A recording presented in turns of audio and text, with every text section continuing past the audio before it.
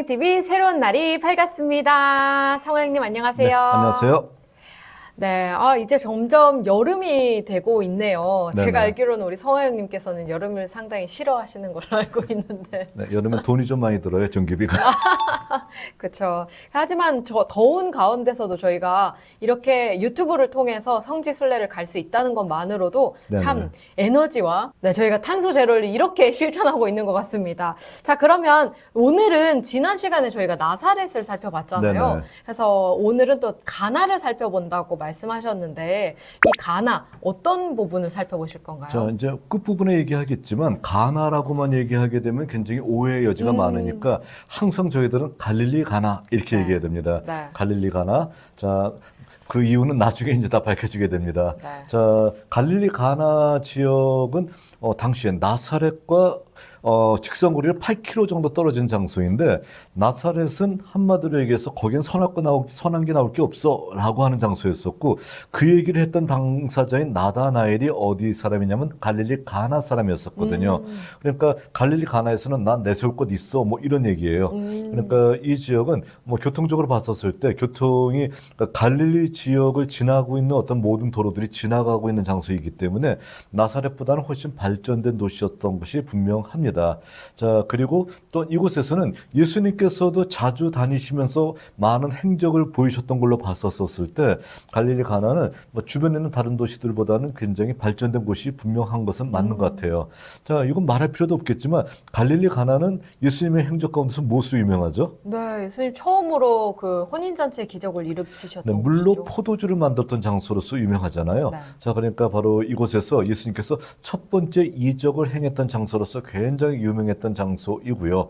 또 그리고 두 번째 이적하고도 관계가 있죠. 두 번째 이적에서는 가버나움에서 왕의 신하, 그러니까 헤롯 안티파스의 신하가 아들이 이제 병들었을 때 예수님 앞에 낫기를 구하면서 온 것이잖아요. 네. 예수님께서는 뭐냐면 네 믿음이 너를 구원했다. 그 아들 병이 나갔으니까 열이 다 내릴 테니까 가봐라 얘기했었을 때 그것을 믿고 다시 돌아갔는데 예수님을 만나러 왔던 장소가 어디냐면 갈릴리 가나였었던 네. 거예요. 자, 그러니까 갈릴리 가나에서 예수님께서 주로 초반기에 많은 활동을 하셨던 것, 이것이 분명하다라는 것입니다.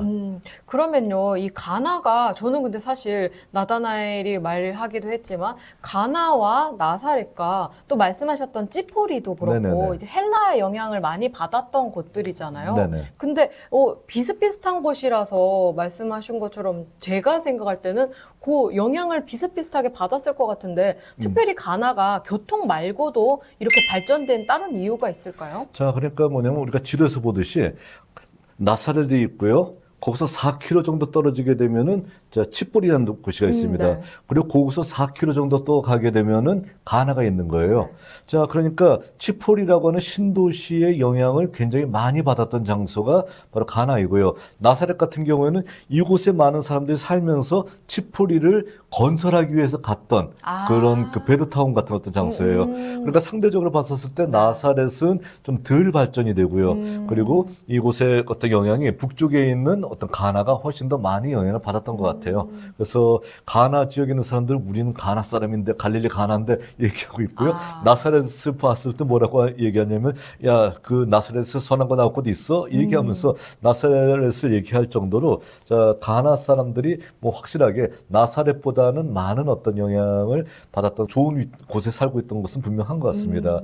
자, 그곳에 살고 있던 나다나엘이 예수님의 제자가 됐다라고 얘기하고 있거든요. 네. 나다나엘이 나중에 예수님의 제자가 됐는데 누가 된지 알고 계시나요? 바돌로메. 그렇죠. 네. 바돌로메이죠. 그렇기 때문에 갈릴리 가나에 가게 되면 어떤 교회가 있을까요? 바돌로메 교회가 그죠. 있나요? 당연히 바돌로메 기념교회가 있죠.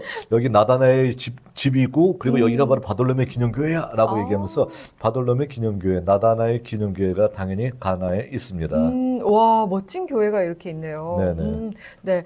그러면요, 이 궁금한 게 갈릴리 가나 이곳에서 저희가 그냥 처음에 딱 떠오르는 거는 가나 혼인잔치 포도주 이거잖아요. 네네네. 그럼 일단은 유대인의 결혼 풍습 자체가 궁금해요. 도대체 어떤 식으로 결혼 이 잔치가 거행됐었고 어떤 상황 속에서 이 포도주가 모자랐는지. 자, 우리 같은 경우는 우리 결혼식을 자꾸 떠오르면 안 되는 거죠. 네. 우리 결혼식에는 뭐 포도주 우린 뭐 별로 그렇게 음영하는 데가 아니잖아요. 네. 근데 이것 같은 경우는 거의 음료수와 같이 와인이라고 하는 것이 정말 중요한 어떤 그 기능을 하고 있었잖아요. 자, 이제 어떻게 결혼을 하게 되냐면은 자, 남자와 여자가 만나요. 만나면 처음에 뭘 하냐면 약혼을 하게 됩니다. 자, 그러니까 정혼을 한다라고 하죠. 자, 그러니까 요셉과 그리고 마리아 사이에서도 처음에 어떻게 돼요? 약혼, 정혼을 했었었고, 정혼한 상태 속에서 마리아가 성령으로 임신을 한 게 드러난 거예요. 그랬을 때, 자, 약혼을 한 다음에, 자, 만일에 그 부인에게 문제가 있다라고 하게 됐을 때 파혼을 하게 되면 전혀 문제가 되지 않습니다. 그래서 요셉이 의로운 사람이기 때문에 드러내지 않고 조용히 끊고자 했다. 파혼하려고 했었던 어떤 기록이 있었었죠. 그때 천사가 요셉에게 나타나서 내 안에 마리아 되는 것을 두려워하지 말아라. 저는 성령으로 잉태된 것이다. 라고 말씀하셨던 기록을 여러분들 기억하고 있을 거예요. 그것 똑같이 정혼을 하고 난 다음에 대략 1년 정도 결혼식을 준비할 수 있는 시간을 갖게 됩니다.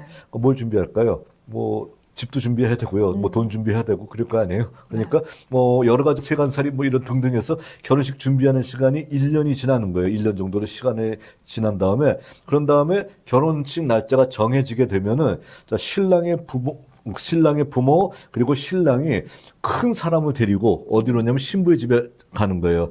신부의 집에 가서 신부를 이제 정식으로 모시고 가는 거예요. 자, 데리고 가는 거예요. 데리고 간 다음에 그때부터 시작해서 신랑의 집에서 결혼 잔치가 있게 되는 겁니다. 근데 결혼 잔치를 어느 정도 하냐면은 만일에 신부가 처음 결혼을 한 사람이라고 하게 되면 일주일 잔치라고요. 와, 길게 하네요. 네네. 그리고 돌아온 싱글이다 하게 되면 3일 합니다. 자, 그러니까 뭐 3일 하는 것도 굉장히 긴 기간이지만 일주일 정도 잔치를 하려고 하게 되면 거의 뭐 여태까지 벌어놨던 거 다 쓸 정도로 기둥뿌리가 휘청거릴 정도로 굉장히 많은 어떤 아주 성대한 어떤 예식을 치르는 것이죠. 이렇게 예식을 치르고 있는데 당연히 어떻게 될까요? 주변에 있는 사람들이 생각보다 굉장히 많이 몰려와서 이제 축복을 하고 간다라고 하게 되면 어떻게 될까요? 뭐 음식이 부족할 수도 있고 또 가장 귀하다는 포도주도 부족할 수가 있다는 것이죠. 그러니까 포도주가 부족한 경우는 당시 어떤 결혼식에서 비일비재하게 나타났던 경우예요. 그러니까 뭐 특별하게 이것이 커다랗게 책잡힐 만한 문제는 아니었다는 것이죠. 근데 예수님께서는 포도주가 부족했었을 때 거기에 이제 물로 포도주를 만드는 사건을 통해 가지고서 사람들한테 신부 측한테 이런 것을 제공했었던 어떤 사건들, 이 사건들을 첫 번째 기적으로 해내셨던 것이죠. 네, 저는 이 유대인들의 결혼 풍습 이야기를 듣다 보니까요, 상당히 재밌네요. 왜냐면 1년 동안 정혼한 다음에 1년 동안 떨어져 있잖아요. 네네네. 각자의 자리에서 준비를 하다가 만났으면은 7일 잔치를 해도 좀 모자랄 것 같아요. 얼마나 애틋했겠어요. 그죠? 네. 근데 사실 이 가나의 혼인잔치 자체가 많은 사람들에게 뭐 알고 있는 내용들이잖아요. 그래서 이와 관련된 예술작품들도 많이 있을 것 같아요. 자, 르블 박물관에 보게 되면 르블 박물관에서 크기에 의해서 압도되고 있는 작품이 있어요. 뭐냐면은 파울로 베르네치의 가나 혼인잔치의 모습. 예수님이 가운데 딱 앉아 계시고요. 주변에 그냥 웅장한 건물들이 있고 그리고 이제 많은 사람들이 모여서 혼인잔치를 하고 있는 장면들이 나와 있잖아요. 자, 르블 박물관에 가본 사람은 다 이걸 안 보고 지나갈 수가 없어요. 아주 길목 좋은데 아주 커다랗게 위치하고 있기 때문에 다 보게 되고 또 예수 믿는 사람들은 관심이 있잖아요. 예수님 계시네 하면 다 한 번씩 더 쳐다보게 되잖아요. 자, 그런데 주변의 건물들이 이게 어떻게 된 걸까요? 주변의 건물들이 갈릴리 가나의 건물일까요? 느낌이 그렇지 않은 것 같아요. 자, 이건 뭐냐면요. 그 당시 어떤 화풍인데 자기가 살고 있는 어떤 동네 그림에다가 예수님을 갖다 놓은 거예요. 이건 어디냐면 베니스의 어떤 그런 웅장한 도시를 얘기하고 있고요. 네. 거기에 이제 예수님을 거기다가 모셔놓고 그리고 그림을 그린 것인데 이런 걸 보고 여기에 가나 혼인잔치의 모습이구나라고 착각하면 안 되겠네요. 그 절대로 안 되고 아니 왜 성경하고 다르게 그렸어? 라고 얘기해도 안 되는 것이고 네. 예술작품인데 뭐 어때요? 네. 그러면 이 갈릴리 가나에 어떤 기념 장소들이 있는지 궁금해요. 자, 기념 장소가 있다라고 하게 되면 이제 우리 공식이 있죠. 국룰이 있어요. 일단 뭐가 발견돼야 된다. 집도. 그렇죠. 딱 보면 집터 발견되잖아요. 근데 집터를 발견했는데 그것이 1세기의 것이고요. 또 하필이면 그 집터에서 항아리가 발견됐어요. 자, 그럼 어떻게 될까요? 이건 빼도 박도 못하게 그렇죠. 포도주 항아리다. 그렇죠. 그리고 예수님께서 바로 기적을 일으켰던 바로 그 집이다라고 얘기하는 거예요. 자, 뭐 아니라고 우길 수 있는 방법이 없어요. 자, 그러니까 대개는 그냥 못 이기는 척 하면서 받아들이게 되는 것이죠.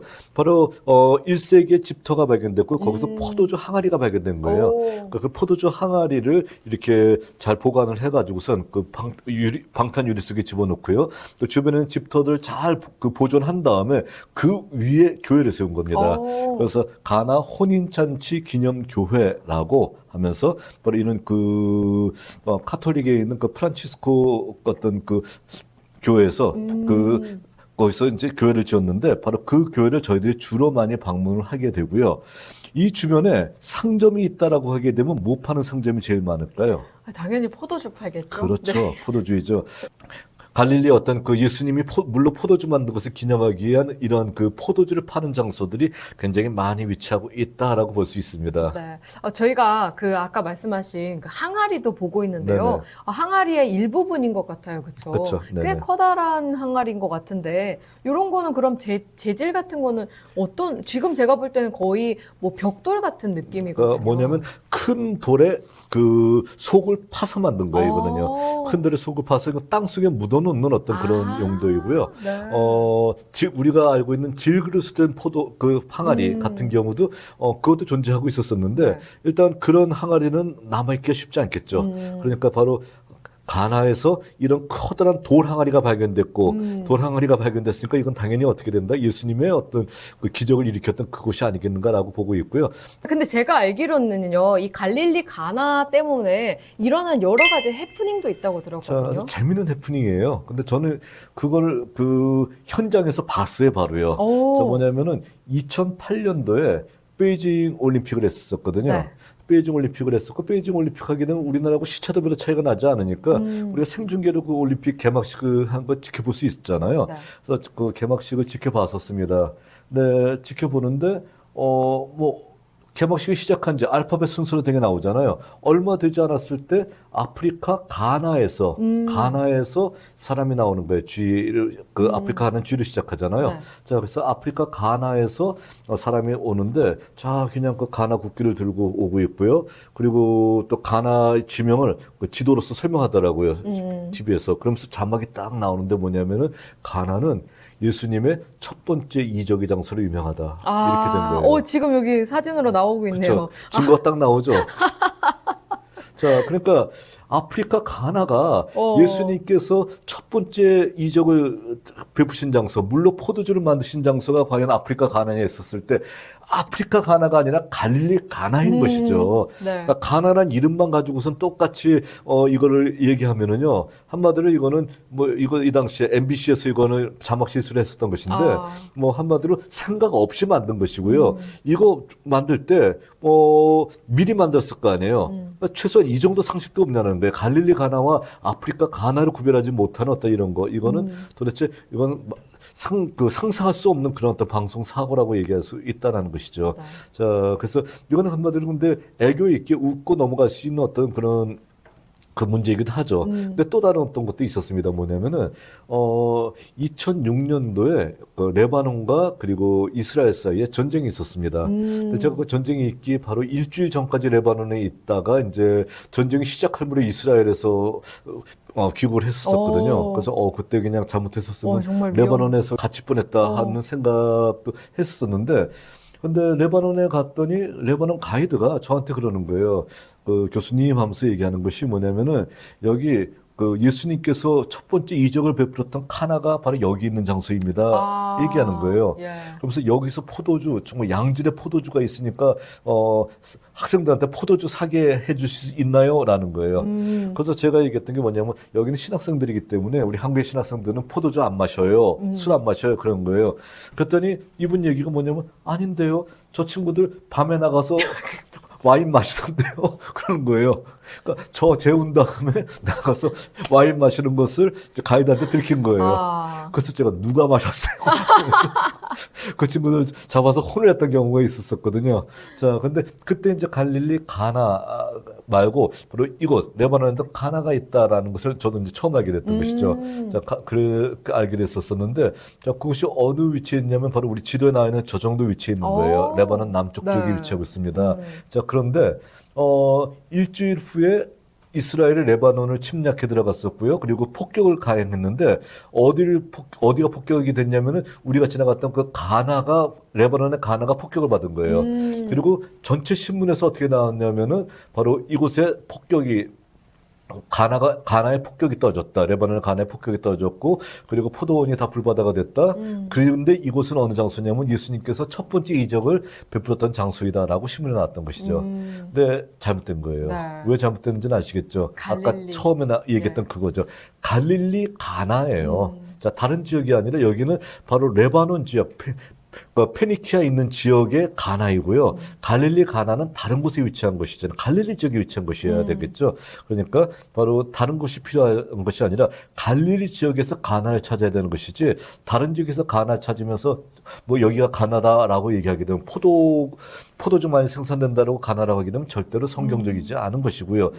또 더더군다나 아프리카 가나를 가진 것이 예수 번째 이적을 베풀었던 장소다라고 얘기하면은 그건 한마디로 말이 안 되는 소리다라고 얘기할 수 있다는 겁니다.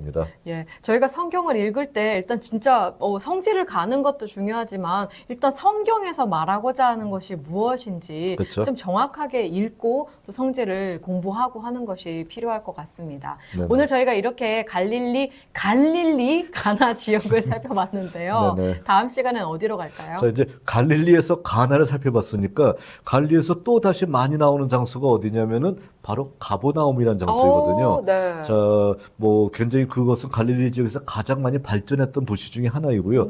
예수님의 행적 가운데서도 가버나움이라는 곳에서 굉장히 많은 행적을 이 성경에 기록이 되어 있거든요. 네. 그 가버나움에 대해서 살펴보도록 하겠습니다. 네, 그럼 다음 시간엔 가버나움에서 만나보도록 하겠습니다. 여러분, 다음 시간에 만나요. 안녕!